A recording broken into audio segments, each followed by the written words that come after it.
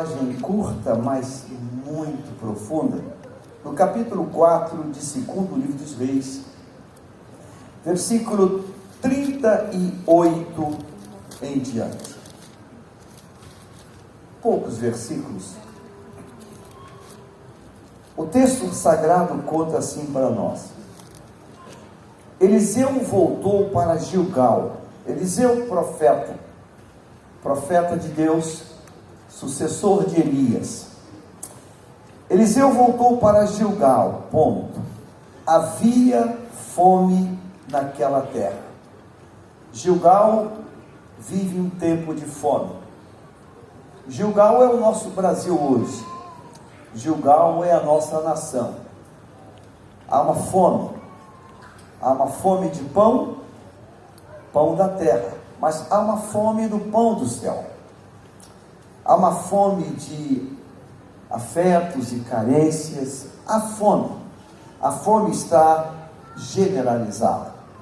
O texto diz que quando, havendo fome naquela terra, quando os discípulos dos profetas estavam sentados diante dele, uma escola, um seminário, um acampamento bíblico, uma escola de formação ministerial, Eliseu disse ao seu servo, Eliseu disse a um discípulo, a um aluno, a um aprendiz, a um novato, alguém que está ali naquela escola: ponha a panela grande no fogo e faça um cozido para os discípulos dos profetas. Então um deles saiu para o campo a fim de apanhar ervas.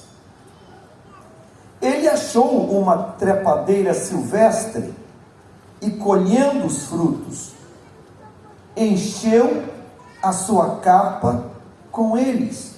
Voltou para casa, cortou os frutos em pedaços e os pôs na panela,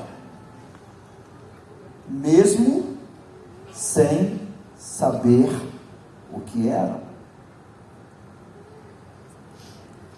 Depois deram de comer aos homens. Enquanto comiam do cozido, gritaram: morte na panela, ó homem de Deus! E não puderam comer. Esse texto, ele tem um quê de muito impressionante. Não basta dedicação, não basta boa vontade, não basta arregaçar as mangas, não basta vontade de querer servir. É preciso mais. Aleluia. O texto começa dizendo que há um tempo de fome,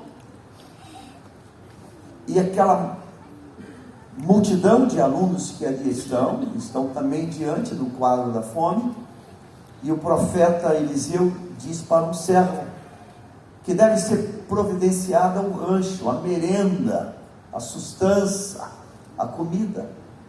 E um daqueles alunos, de forma pronta, uma atitude bonita, altruísta, ele se apresenta e diz: eu assumo esse compromisso. Ele corre para o campo e ele começa a colher muitas ervas que vai encontrando ali. Ele vê lá um tipo de uma semente, de uma vegetação. O texto diz aqui, uma trepadeira silvestre. Ele tira a capa que ele está usando e ele enche a capa com aquele que ele acabou de colher. Ele volta para o arraial e já se colocou uma panela grande no fogo, e ele pega tudo aquilo que ele pegou, ele corta em pedaços.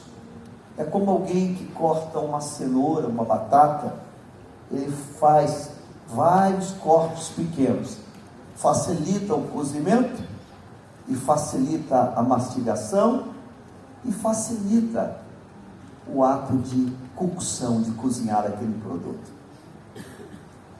Com toda certeza ele tempera, ele coloca sal, coloca algum tipo de tempero de sua época, E quando aquela panela já está fervendo e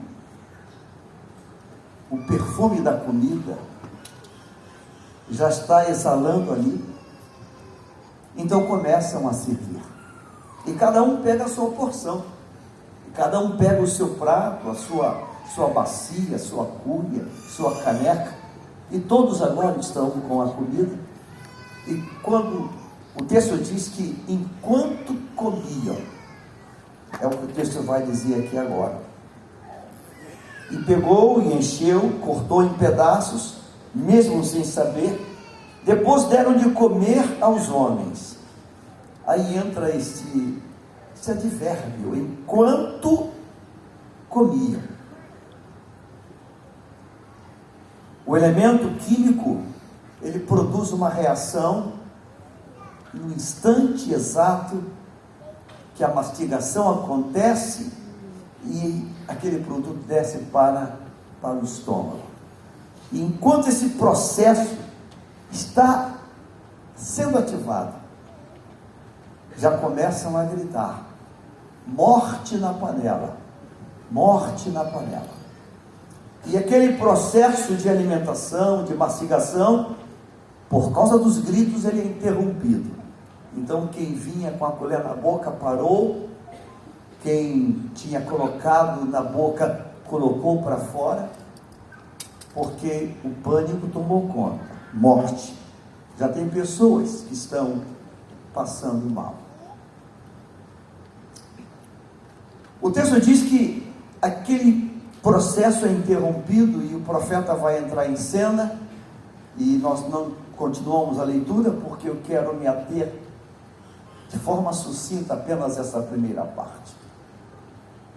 Eu gosto muito do se, do condicional. E se o processo daquela comida venenosa fosse um processo mais longo, mais demorado? Se o efeito daquela comida não fosse tão imediato, e o resultado daquele veneno, daquela mistura química,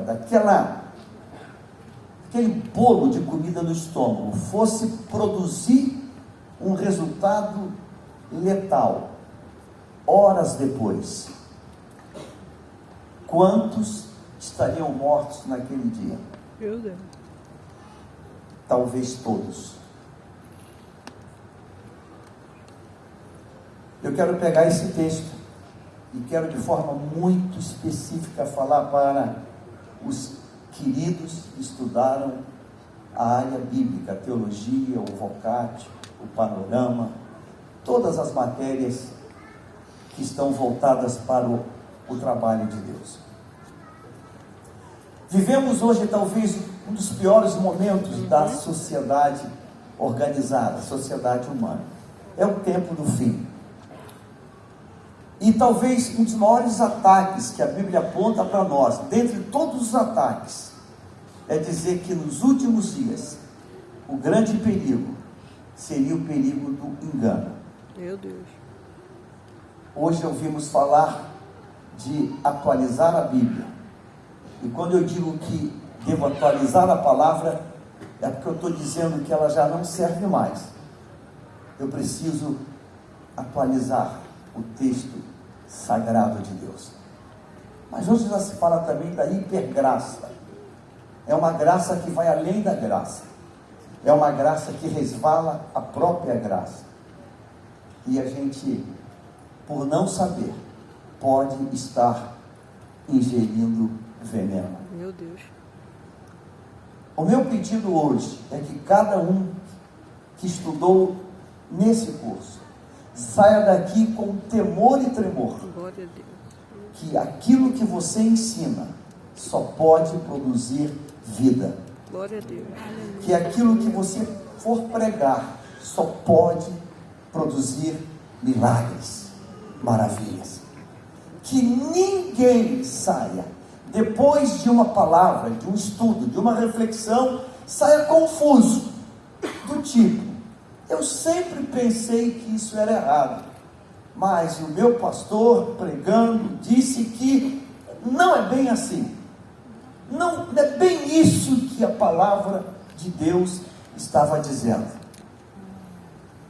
Que a tua mensagem nunca ninguém grite morte, mas que todos gritem a uma só voz: a vida, e vida em abundância.